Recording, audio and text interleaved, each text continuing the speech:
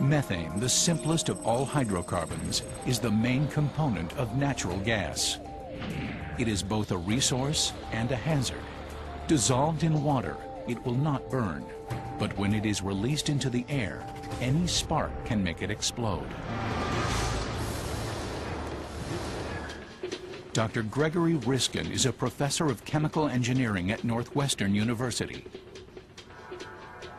He has developed a controversial theory that says the oceans can and have produced methane eruptions on a global scale. It has happened periodically over the last half billion years without fail. So there is no question in my mind that it will happen again.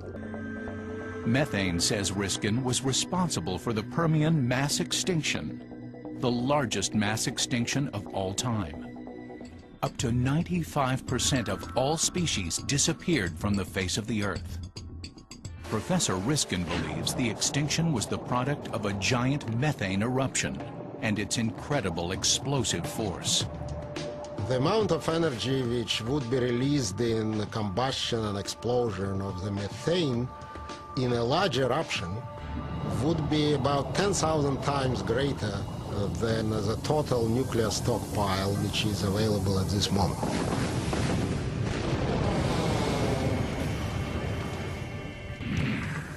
Riskin's theory works like this. Deep pockets in the ocean allow methane to accumulate over long periods of time. In the Permian period, a seafloor basin of methane-saturated water may have reached a breaking point.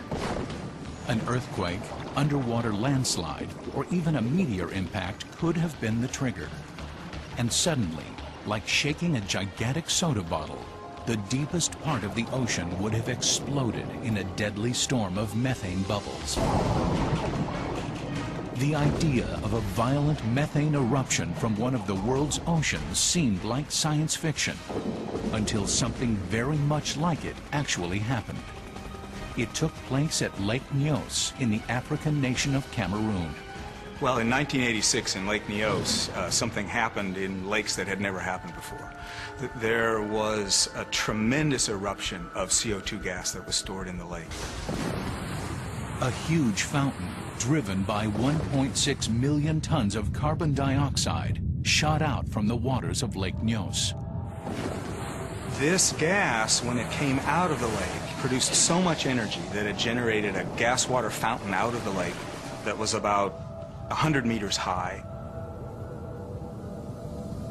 And it filled up the lake basin, and because CO2 is about twice as heavy as air, it flowed out over the spillway and coursed down through the river valleys where it killed people up to 16 miles away from the lake. 1,700 local villagers and all their livestock died, smothered by carbon dioxide.